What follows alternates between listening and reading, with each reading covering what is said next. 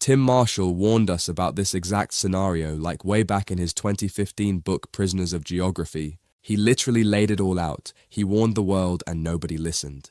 And now, as a direct result of ignoring that, the United States Navy is literally blockading its own allies' ships in a strait that you can cross in what, about 20 minutes? It's the absolute definition of a geopolitical paradox.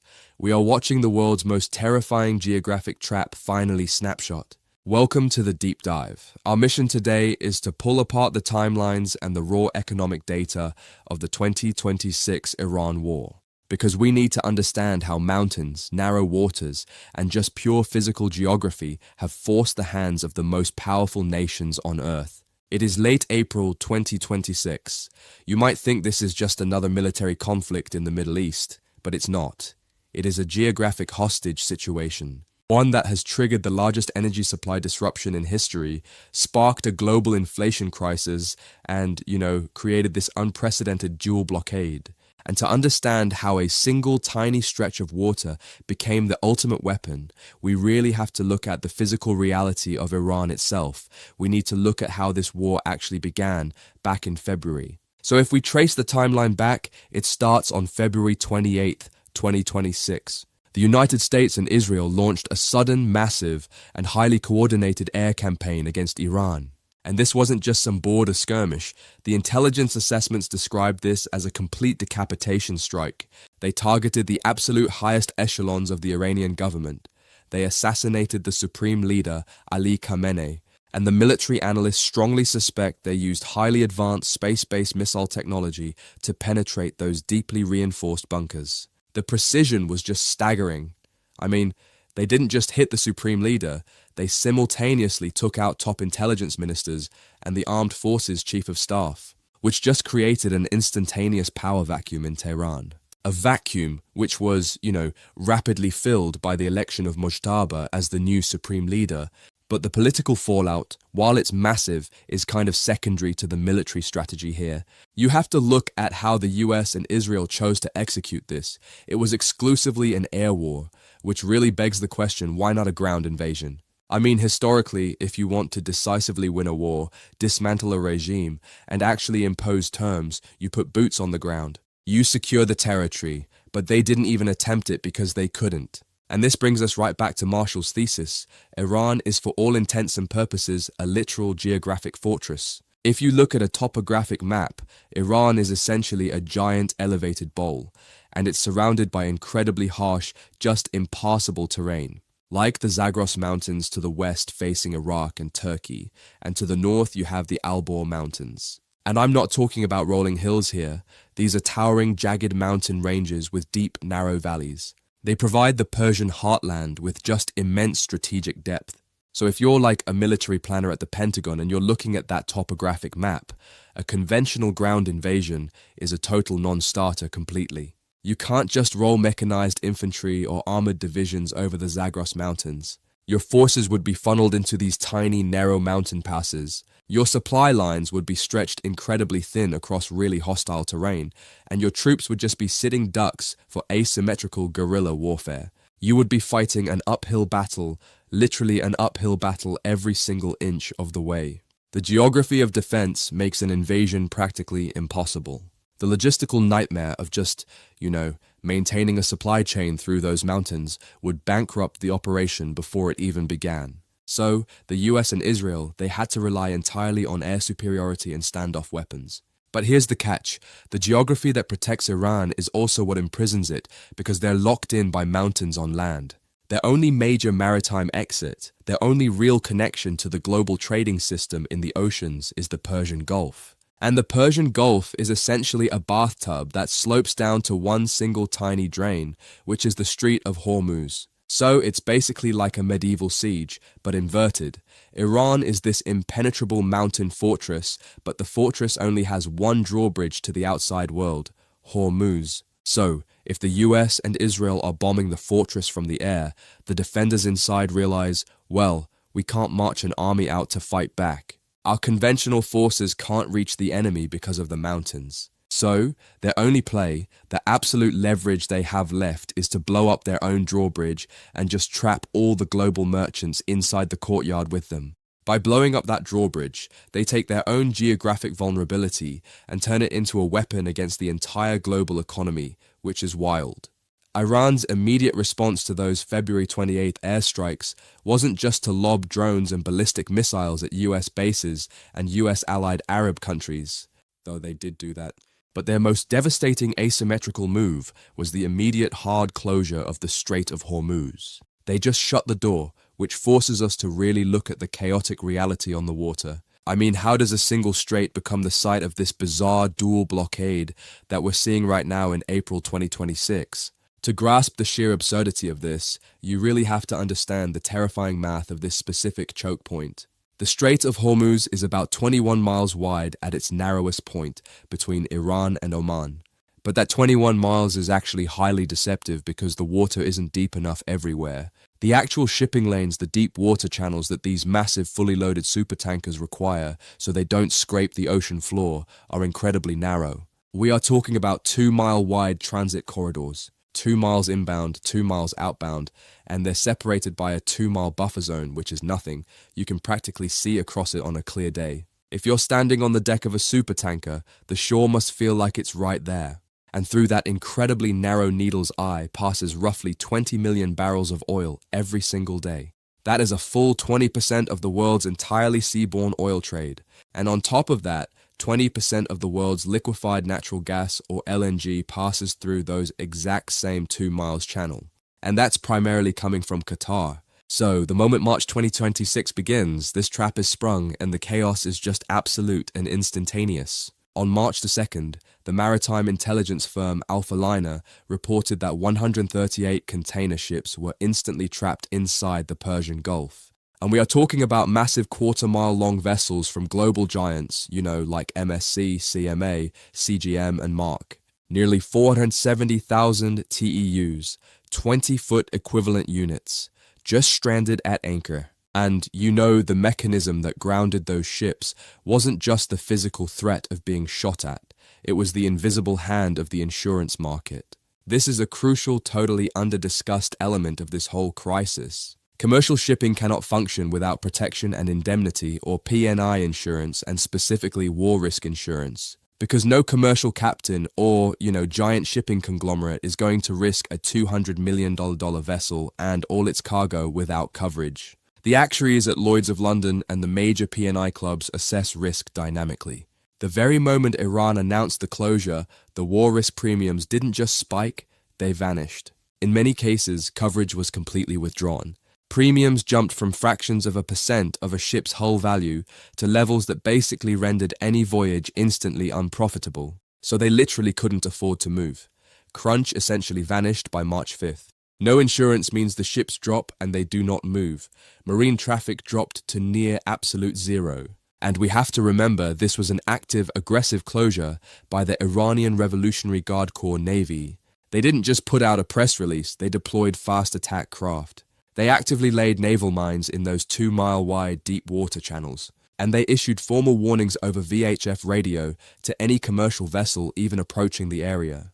Which brings us to the middle of April, because following a series of failed peace talks, which we'll get into later, the United States makes a massive move, a huge escalation. On April 13th, President Donald Trump and Admiral Brad Cooper of Central Command initiate a formal U.S. naval blockade.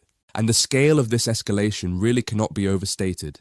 The US military diverted immense resources to this operation. We are talking about over 10,000 personnel, a dozen warships including Arleigh Burke-class destroyers, and dozens of aircraft flying constant combat air patrols. The stated objective of the US blockade was to completely choke off Iran's commercial ports, interdicting any and all vessel that attempted to enter or leave Iranian coastal waters. And the economic strangulation of that strategy is severe. CNCOM's internal estimates pegged the cost to Iran at roughly $500 million a day in lost revenue. $500 million a day, and the rules of engagement the US adopted are incredibly aggressive. President Trump explicitly threatened drug boat-style kinetic strikes against any Iranian fast attack vessels attempting to break the US lines or harass shipping. But this creates a totally mind-bending paradox on the water. If you look at the operational reality, the US Navy is blockading ships attempting to trade with Iran. But simultaneously, Iran is blockading ships attempting to trade with the US, Israel, and their regional allies like Saudi Arabia and the UAE. So, you literally have a dual blocker. I mean, it's absurd. The US Navy is intercepting and boarding ships while Iran is charging these exorbitant million-dollar tolls to the few ships they do selectively let through, all while actively firing upon or mining the paths of the others. It is a geopolitical hostage situation where both opposing militaries are basically holding the exact same hostage to the global economy, and the friction in that 21-mile-wide bathtub is intense and highly volatile. Just consider the incident on April 19th.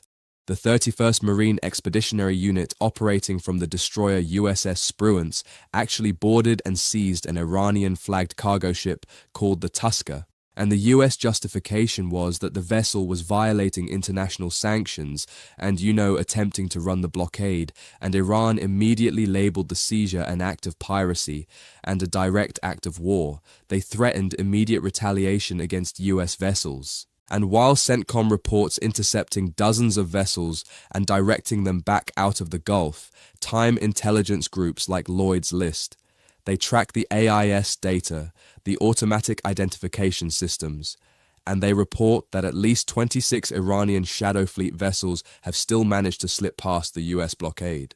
So it is a highly porous, incredibly dangerous game of cat and mouse in literally one of the most congested waterways on the planet. And because that waterway is entirely choked by these two massive opposing navies, the consequences have just violently bled beyond the water. It has triggered global economic earthquake. Obviously, the headline is oil. Brent crude spiked to $126 a barrel in March, which is unprecedented. The International Energy Agency labeled it the largest single monthly supply disruption in the history of the world oil market. But honestly, the oil spike is almost the least surprising part of this entire crisis. It's the hidden domino effects that really show just how fragile the global system is and the vulnerability of the Gulf Cooperation Council states. Saudi Arabia, the UAE, Qatar, Kuwait, Bahrain. That is the starkest example of that fragility because we think of these nations as bastions of immense insulated wealth, glitzy skyscrapers and luxury cars. But they are wealthy nations built in the middle of some of the most arid deserts on Earth. They are entirely structurally dependent on global supply chains for just their basic survival. Like, think about your own grocery bill for a second. Now imagine if the route that supplies 70% of your entire country's food was suddenly shut down and filled with sea mines. It's unthinkable. But that is the reality for the GCC. When Hormuz closed, it wasn't just crude oil that couldn't flow out. Bulk agricultural carriers couldn't flow in too. Major Gulf retailers, companies like Lulu Retail, were forced into crisis management mode immediately. They literally had to charter cargo aircraft to airlift basic staples, rice, flour, frozen meat, just to keep the shelves stocked. And air freight is what exponentially more expensive than ocean freight. And as a direct result of that, consumer prices for everyday groceries in cities like Dubai and Riyadh spiked anywhere from 40 to 120% virtually overnight. But as bad as the food shortage is, it really pales in comparison to the vulnerability of their water supply. This is the really scary part. This is where the crisis shifts from like an economic problem to a potential extinction level event for these cities. The Persian Gulf relies entirely on desalination technology for drinking water, and this really cannot be emphasized enough. Desalination, specifically reverse osmosis, is how these nations survive. Qatar derives 99% of its drinking water from desalination. Bahrain is over 90%, Kuwait is at 90%, Oman is 86%, and Saudi Arabia is 70%. And reverse osmosis is an incredibly energy-intensive process. You are forcing seawater through these semi-permeable membranes at massive pressure to strip out the salt. And these massive industrial plants, they sit directly on the vulnerable coastlines of the Persian Gulf. During the initial chaotic exchange of strikes following that February 28th decapitation, Iran actively targeted regional infrastructure, and that included strikes near these desalination plants. The moment you compromise a desalination plant in Qatar or Kuwait, you are no longer managing an inflation crisis or a supply chain bottleneck. You are managing a catastrophic humanitarian emergency. Millions of people living in these hypermodern cities like Kuwait City and Abu Dhabi depend on the continuous operation of those coastal plants for their very existence because they have very limited groundwater reserves. If the intake pipes are damaged, or even if just the natural gas that powers the plants is cut off, the water stops flowing. And in a desert climate, if the water stops flowing, the city dies in a matter of days. And the industrial shockwaves just kept rolling out, paralyzing global supply chains you wouldn't immediately associate with a Middle Eastern naval blockade, like aluminium production. Bahrain operates one of the world's top aluminium smelters. And aluminium smelting is essentially solid electricity. The electrolysis process that they use to extract aluminium from alumina requires massive uninterrupted base load power, and Bahrain relies heavily on natural gas to generate that electricity. So when the regional gas distribution networks were disrupted and maritime transport halted, Bahrain had to drastically cut output because they simply couldn't generate the immense power required to keep those smelting pots active. And then you look at the agricultural sector. The Persian Gulf is a massive exporter of fertilizers. They account for roughly 30 to 35% of global exports and up to 30% of global ammonia exports, which is huge.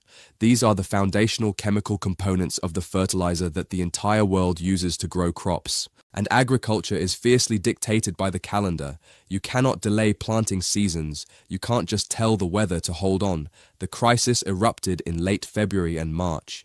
If you cannot ship millions of tons of urea out of the Gulf in March and April, farmers in Asia, Europe, and the Americas do not get the fertilizer they need for the spring planting season, which means lower fertilizer application and lower crop yields globally in the fall.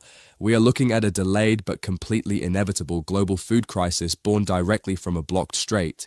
It even hit the medical and tech sectors with the helium shortage. I mean, it sounds like a party balloon commodity, but helium is absolutely critical for cooling the superconducting magnets in MRI machines and for manufacturing advanced semiconductors, and for aerospace engineering.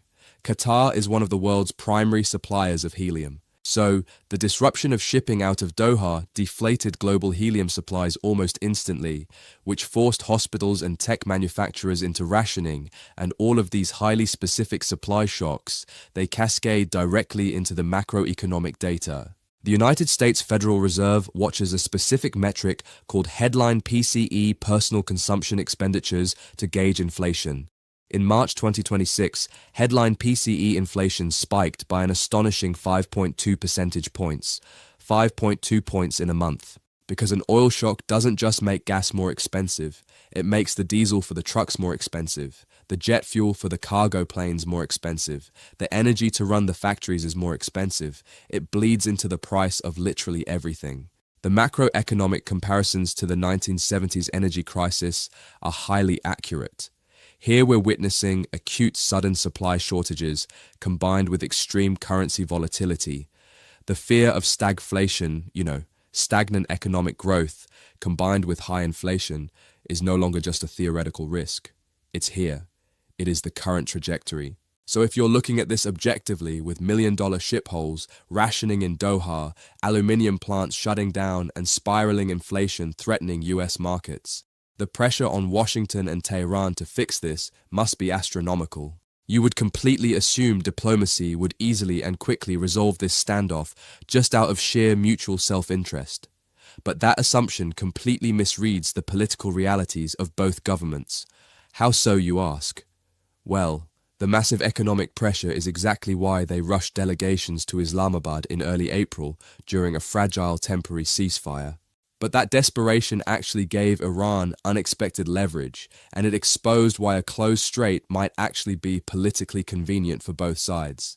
Okay, so let's break down those failed Islamabad talks. These are marathon negotiations. The US and Iranian delegations met in Islamabad, Pakistan, and they negotiated for 21 hours straight on April 11th and 12th. The stakes were incredibly high. The US delegation included high-level representatives, notably J.D. Vance, which clearly indicated the seriousness of the administration's intent. And for a moment, it actually looked like they had a breakthrough. They agreed on the broad strokes of a 10-point ceasefire framework. But then, they had an absolute brick wall on two non-negotiable issues: the future of the Iranian nuclear program and the physical control of the Strait of Hormuz itself. The US position was maximalist and totally uncompromising. Given the military advantage they demonstrated in those February 28th strikes, the US delegation demanded what amounted to an unconditional surrender regarding Iran's nuclear ambitions. They demanded the total verifiable dismantling of the nuclear program as a prerequisite for lifting the naval blockade. And Iran, unsurprisingly, completely rejected that. The Iranian negotiators, who were dealing with the trauma of losing their supreme leader and facing an act of blockade, refused to capitulate. They weren't going to back down. They stated categorically that they would not bow to military threats or dismantle their primary strategic deterrent under that kind of duress. As a result, the talks collapsed spectacularly. No memorandum of understanding was signed. The delegations left Islamabad totally empty-handed, and literally the next day, April 13th, President Trump formally announced the implementation of the US naval blockade, escalating the crisis to its current dual blockade status. Okay, so I understand why the talks failed. I mean, the demands were simply too maximalist on both sides. But looking at the geopolitical analysis from Goldman Sachs, that was included in the reports. There's a much darker interpretation of this deadlock, and this is what we call the sloppy peace theory. The sloppy peace theory is essentially an exercise in structural game theory. It suggests that neither the United States nor Iran actually wants to be the first to blink. By refusing to compromise, both countries are now essentially complicit in keeping the strait closed. It is a mutual hostage equilibrium. But I don't buy that entirely. Why would an American administration facing major domestic inflation and furious allies in the Gulf voluntarily choose to keep the primary artery of global trade closed just to look tough? The economic math just doesn't add up, and that's because it's not about economic math. It's about domestic political survival and saving face. Think about the narrative in Washington right now. The US just executed a massive, highly successful military strike against Iran's leadership. If the administration lifts the blockade and allows trade to resume, about securing a total victory specifically without ending the nuclear program, it will be framed domestically as a massive strategic defeat. It looks weak, and the exact same logic applies in Tehran. The Iranian regime just suffered humiliating airstrikes and the assassination of Ali Khamenei. If the new supreme leader Mojtaba Khamenei opens the strait without securing massive humiliating concessions from the US, like the total withdrawal of American forces from the region, it looks like utter capitulation to the domestic hardliners. So as you can see, neither side can afford the political cost of backing down. And as the analysis notes say, neither side will lose face by opening the strait, as long as the other side does the same. But that's exactly the problem. Because Washington won't lift the blockade until the strait opens, and Tehran won't open the strait until the blockade lifts. Each side is waiting for the other to blink first, and neither will, so what you get is a stable equilibrium, destructive, grinding, and held together entirely by 21 miles of water between Iran and Oman that Tim Marshall told us about in 2015. They killed the supreme leader, they seized the ships, they fired on speedboats from a guided missile destroyer. They sent J.D. Vance, Steve Witkoff, and Jared Kushner on a 21-hour diplomatic marathon to Islamabad, and the strait is still closed. That's not a military failure, that's not a diplomatic failure, that's geography. And geography, as Tim Marshall warned us, doesn't negotiate. A closed strait actually becomes comfortable for both Washington and Tehran, because it preserves their domestic political narratives. Trump can claim maximum pressure is working. The hardliners in Tehran can claim they're holding the line against American imperialism. Comfortable for them, maybe, but catastrophic for Riyadh and Abu Dhabi. Because Saudi Arabia is the ultimate loser in this sloppy peace scenario. And the analysis makes that absolutely clear. For Saudi Arabia, a prolonged closure of the Hormuz doesn't stay an acute crisis. It becomes a permanent chronic economic condition. They can't just wait it out. They cannot simply absorb a dual blockade indefinitely. If they have to rely on alternative, highly constrained pipeline routes, it fundamentally breaks their economic model, because it validates their absolute deepest strategic fear. Chinese strategists have long suffered from what they call the Malacca dilemma. And the historical parallel the analysts draw here is chilling. They compare this potential sloppy peace to the closure of the Suez Canal. After the Six-Day War in 1967, Egypt closed the Suez Canal, trapping a group of ships known as the Yellow Fleet inside for years, 14 cargo ships, frozen in place, covered in desert sand, their crews rotating home on a rotor system while the world moved on around them. And do you know how long the Suez Canal stayed closed? The Suez Canal stayed closed for 8 years. 8 years. It didn't reopen until 1975. And in those 8 years, global shipping completely rewired itself, rerouting all the way around the Horn of Africa. New infrastructure, new routes, new dependencies. The world moved on without the Suez Canal. Now think about what that means for the Strait of Hormuz today. If a sloppy peace settles over this strait, if Washington and Tehran find their comfortable equilibrium and just stay there, we are not looking at a few weeks of disruption. We could be looking at years. And if the UAE and Saudi Arabia are functionally cut off from the primary maritime arteries for half a decade, the coalition of interests pressing for reopening would fracture. Saudi Arabia would find itself carrying the immense political and financial cost of demanding reopening largely alone, arguing against an American administration that finds the closed strait situation perfectly manageable for its own political goals. Because the ripple effects of this crisis don't stop at the strait. This is where we see that Hormuz isn't just a regional issue, it is actively reshaping the global balance of power. Let's pivot and look at the view from Beijing. China relies heavily on the Middle East for its energy needs, and the Chinese leadership is watching this Hormuz crisis unfold with acute existential anxiety, because it validates their absolute deepest strategic fear. Chinese strategists have long suffered from what they call the Malacca dilemma. The Strait of Malacca, another massive geographic choke point, sits between Malaysia and the Indonesian island of Sumatra, right near Singapore. China imports the vast majority of its energy from the Persian Gulf. Those oil tankers travel through the Strait of Hormuz, cross the Indian Ocean, and then absolutely must funnel through the Strait of Malacca to reach China's massive eastern industrial ports. There is no other way. China's historic overriding fear has always been that in the event of a major conflict, the United States Navy could easily establish a blockade at Malacca and starve the Chinese economy of energy in a matter of weeks. And now, in April 2026, with Hormuz closed by a US naval blockade, China's worst nightmare isn't just a theory anymore. It's actually happening, just at the other end of the supply chain. The US has openly demonstrated both the willingness and the sheer military capability to completely blockade a major global energy artery. That realization has to be supercharging China's strategic pivot. It entirely validates the billions of dollars they have poured into their Belt and Road Initiative, specifically the terrestrial overland alternatives to maritime shipping, like the Gwadar port in Pakistan. China has invested heavily in developing the deep water port at Gwadar, which sits on the Arabian Sea just outside the Persian Gulf and the Strait of Hormuz. The strategic goal is to pipe oil and natural gas directly from Gwadar overland through Pakistan and straight into western China. It completely bypasses both the Strait of Hormuz and the Strait of Malacca. They are desperately trying to build immunity to American naval power, which means Iran is using the strait not just as a blunt instrument against the West, but as a highly precise diplomatic tool to curry favor with the East. They are actively deepening the geopolitical divide in real time. The AIS spoofing.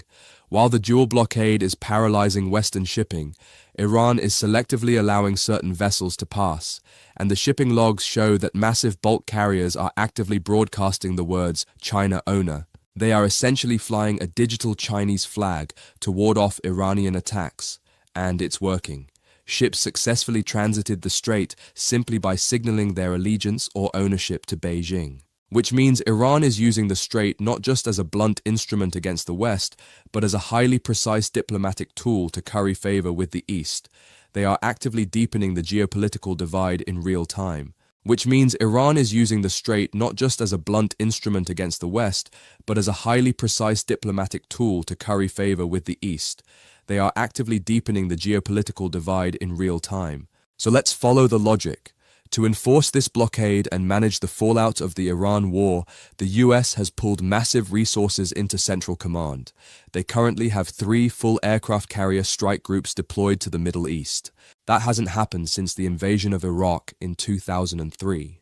They are dedicating thousands of personnel, billions of dollars, and intense daily diplomatic focus to this single 21-mile stretch of water. Because the United States military, despite its size, does not have infinite resources. It can only project overwhelming naval power in so many theaters simultaneously. Pulling 3 carrier strike groups to the Persian Gulf drastically shifts the global balance of naval power. So if the US is completely bogged down, enforcing a massive, costly naval blockade in the Middle East, does that mean it has walked blind into a strategic trap that leaves the Indo-Pacific dangerously exposed? It is a highly plausible and deeply concerning interpretation. The United States military, trapped, distracted, and financially drained by the Middle East, is the absolute ideal scenario for Beijing. Iran's geographic weapon hasn't just choked off oil. It has effectively diverted the attention and the firepower of the world's sole superpower away from the Pacific Rim. The interconnectivity of all these moving parts is just staggering. So let's take a breath and summarize the immense journey we've been on today.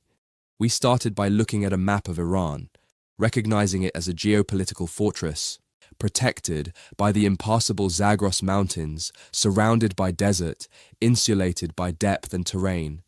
We saw how its only major vulnerability, and simultaneously its only viable weapon of retaliation, is a single geographic exit, 21 miles wide, 2 miles of usable shipping lane. We traced how a highly advanced decapitation strike forced Iran's hand, leading to the deliberate closure of that exit, resulted in the dangerous absurdity of a dual blockade.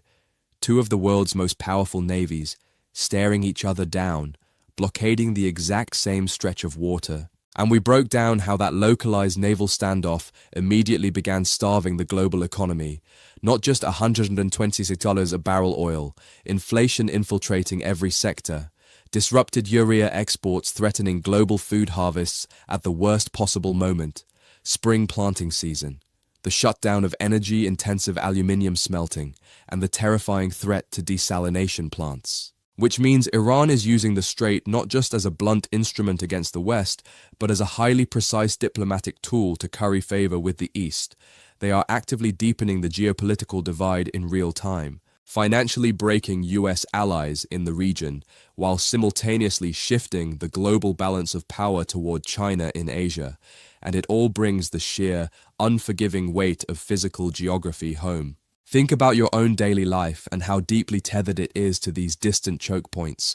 The price of the groceries you're going to buy this afternoon, the cost of the fuel you put in your car, the interest rates dictated by inflation. They are all connected.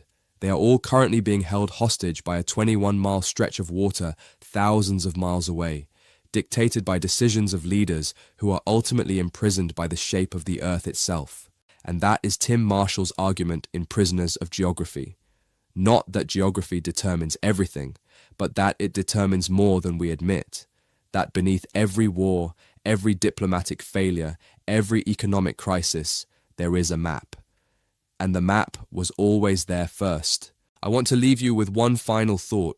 The Hormuz crisis has already sparked sympathetic threats from Iran's regional allies to close the Bab el-Mandeb Strait in the Red Sea, another massive global choke point. If this sloppy peace leaves Hormuz closed for years, just as the Suez Canal once was, what happens when the next geographic domino falls? It is certainly something to think about the next time you look at a map.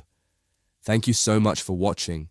If this video made you think differently about the world, share it with someone who needs to see it. Pick up a copy of Prisoners of Geography. It is certainly something to think about the next time you look at a map.